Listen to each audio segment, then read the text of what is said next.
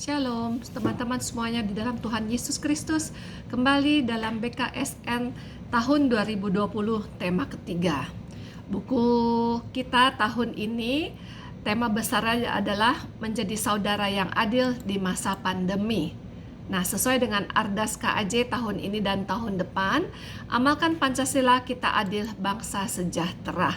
Kita semua umat beriman diajak untuk tidak pernah berhenti berjuang, menegakkan keadilan dalam mencapai kesejahteraan bangsa kita, yaitu dalam wujud tindakan nyata, apalagi di masa kita sekarang lagi terisolasi karena virus COVID-19.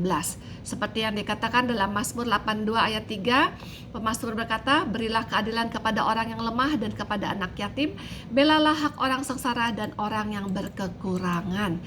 Kenapa? Karena keadilan merupakan rahmat dari Allah yang bisa diminta oleh semua manusia. Memperjuangkan keadilan sosial bukanlah tema baru bagi kita tradisi Kristiani, tetapi dalam kitab suci Perjanjian Lama dan Perjanjian Baru sudah sering dibahas. Jadi gereja secara konsisten juga akan memperjuangkan hal ini sampai akhir zaman.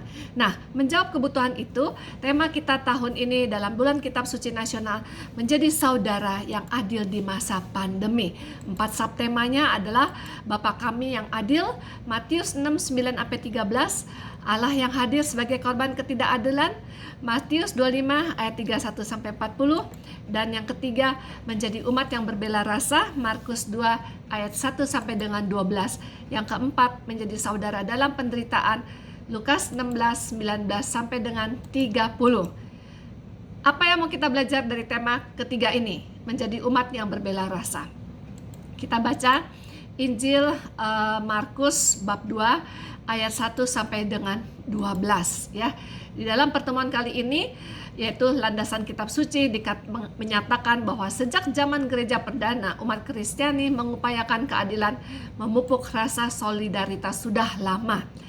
Yesus sangat menghargai kebesaran dari satu rasa solidaritas, terutama terhadap orang-orang sakit yang akan menghasilkan pelayanan kita, yaitu buah kesembuhan yang dialami oleh si sakit dan juga yang mereka tolong di situ. Apa yang kita baca dalam Injil Markus saat ini adalah, kemudian sesudah lewat beberapa hari, waktu Yesus datang lagi ke Kafarnaum, tersiarlah kabar bahwa ia ada di rumah. Maka datanglah orang-orang berkerumun sehingga tidak ada lagi tempat, bahkan di muka pintu pun tidak, sementara ia memberikan firman kepada mereka. Ada orang-orang datang membawa kepadanya seorang lumpuh digotong oleh 4 orang. Tetapi mereka tidak dapat membawanya kepadanya karena orang banyak itu. Lalu mereka membuka atap yang di atasnya. Sesudah terbuka, mereka menurunkan tilam, tempat orang lumpuh itu terbaring. Ketika Yesus melihat iman mereka, berkatalah ia kepada orang lumpuh itu, "Hai anakku, dosamu sudah diampuni." Tetapi di situ ada juga duduk beberapa ahli Taurat. Mereka berpikir dalam hatinya, mengapa orang ini berkata begitu? Dia menghujat Allah. Siapa yang dapat mengampuni dosa selain daripada Allah sendiri? Tetapi Yesus segera mengetahui dalam hatinya bahwa mereka berpikir demikian. Lalu ia berkata kepada mereka, "Mengapa kamu berpikir begitu dalam hatimu?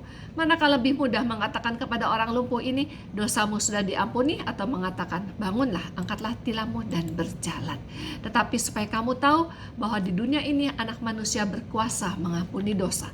Berkatalah ia kepada orang lumpuh itu, kepadamu kukatakan, bangunlah, angkatlah tempat tidurmu dan pulanglah ke rumahmu." Dan orang itu pun bangun, segera mengangkat tempat tidurnya dan pergi keluar di hadapan orang-orang itu, sehingga mereka semua takjub lalu memuliakan Allah, katanya, yang begini belum pernah kita lihat.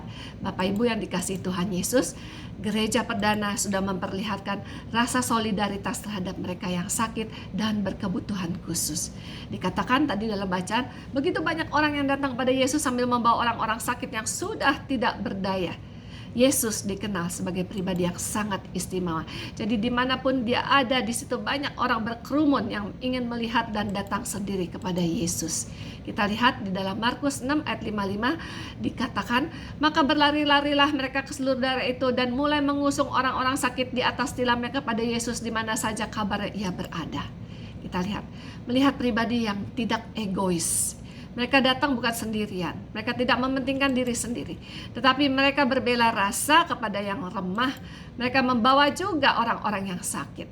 Di dalam Markus 2 ayat 1 sampai dengan 12 itu tersirat peran aktif bela rasa kepada mereka yang sakit semakin dipertajam lagi.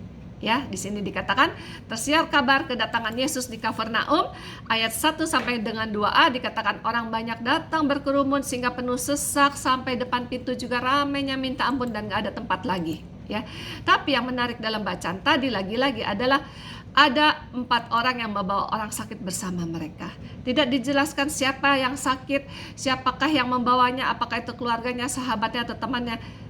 Tidak dijelaskan. 4 orang yang menggotong tersebut.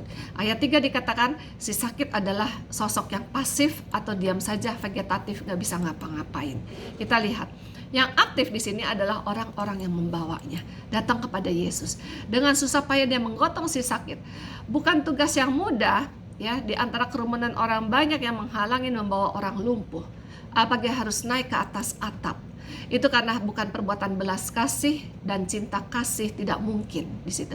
Makanya Yesus tersentuh dengan perbuatan kasih 4 orang yang menggotong ini. Kesulitan dan hambatan tidak mematahkan semangat mereka. Yesus menghargai iman mereka. Iman baik yang sakit maupun 4 orang yang menggotong bersusah payah.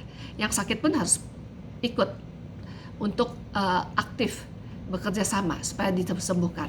Di sini kita lihat ada cinta kasih, ada perhatian, ada iman, ada tindakan nyata, ada rasa solidaritas dan percaya bahwa dengan membawa ke depan Yesus akan sembuh.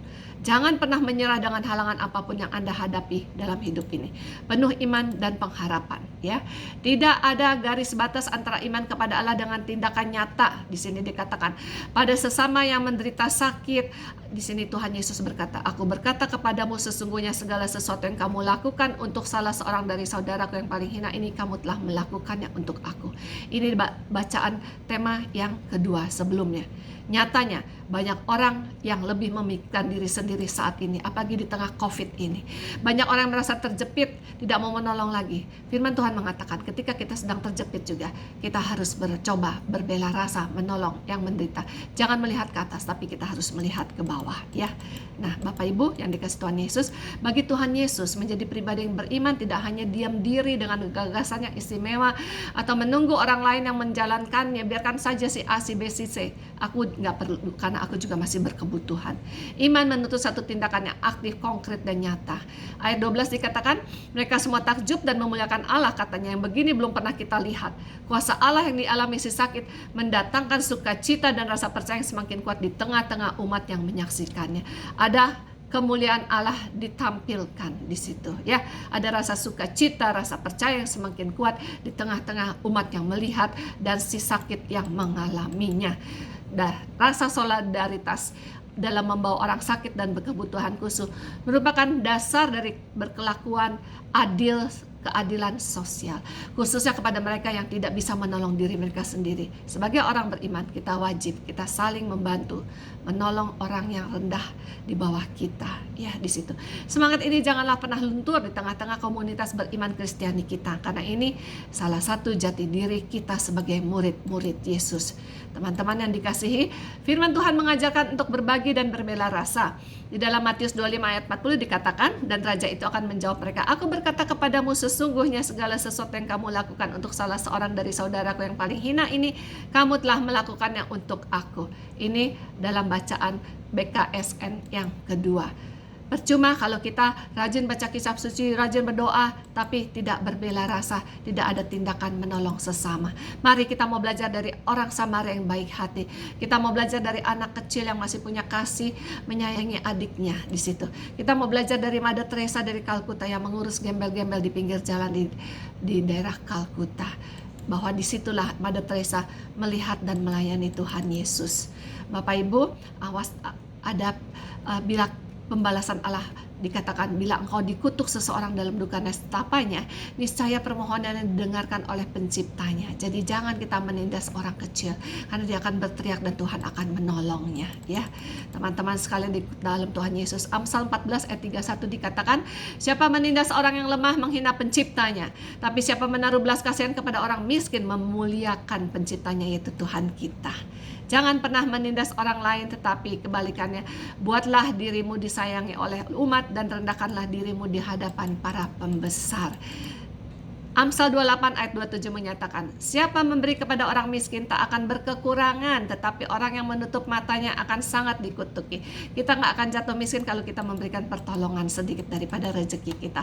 Mazmur 140 ayat 12-13 dikatakan, aku tahu bahwa Tuhan akan memberi keadilan kepada orang tertindas dan membela perkara orang miskin. Maka banyak kita yang tertindas, berteriaklah kepada Tuhan minta tolong.